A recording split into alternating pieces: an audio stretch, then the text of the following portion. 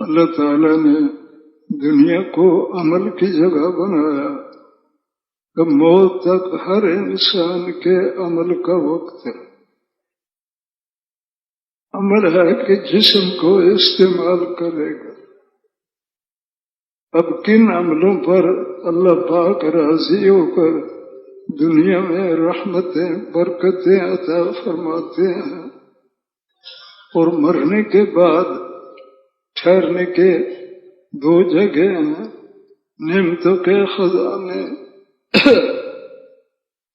نعمتوں کے خزانے جنت میں اور مصیبتوں کے بڑے حصے دوزخ میں۔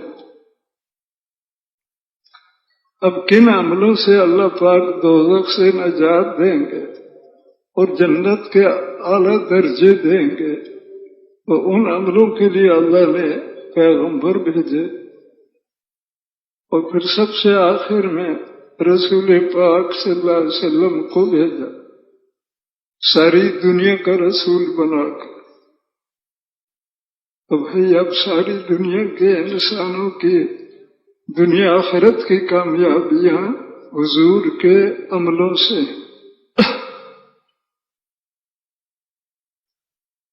مالوں اسبابوں سے کامیابی کا کوئی تعلق نہیں۔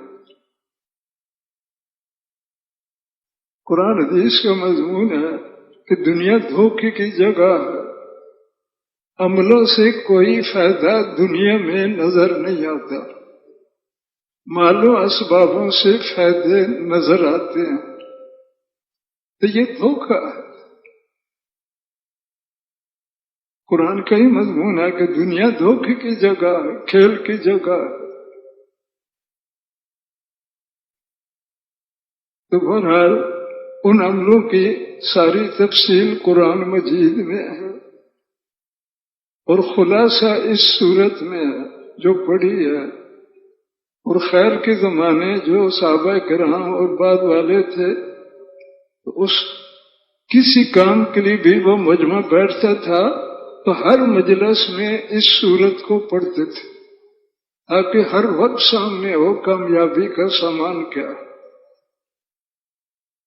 ترجمہ تو ہے زمانے کی قسم، ہر انسان نقصان میں جائے گا، نقصان سے بچ کر کامیاب وہ ہوگا جو یہ چار عمل کامل طور پر اعلیٰ درجے پر بنائے گا۔ پہلا، ایمان کامل ہو۔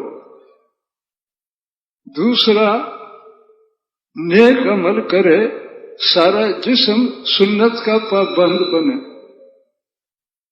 جسم کی کوئی حرکت حضور کی سنت کے خلاف نہ ہو۔ اب حضور کی سنت، اللہ کے حکم کیا ہے؟ وہ حق ہے۔ اللہ کے حکموں حضور کی سنتوں کو سمجھے، سیکھے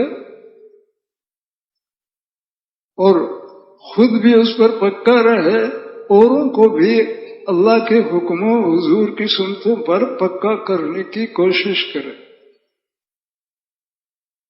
تو بعض دفعہ حالات ایسے ہوتے ہیں کہ سنت عمل کرنے سے تکلیف محسوس ہوتی ہے، مشقتیں سامنے ہوتی ہیں، اور کئی دنیا کے تقاضے سنت عملوں کی وجہ سے چھوڑنے پڑتے ہیں۔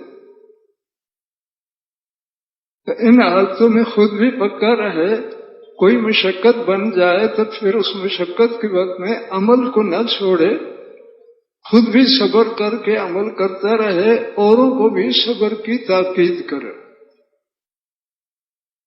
عملوں میں مشقت نظر آئے یا کئی دنیا کے تقاضے چھوٹے تو عمل کو نہ چھوڑے، عمل پر پکا رہے، تکلیف کا حال ہو صبر کرے، عمل میں کمی نہ کرے۔ تو اللہ پاک قرآن میں فرماتے ہیں ان اللہ مع الصابرین، یقیناً اللہ صبر کرنے والوں کے ساتھ ہوتے ہیں۔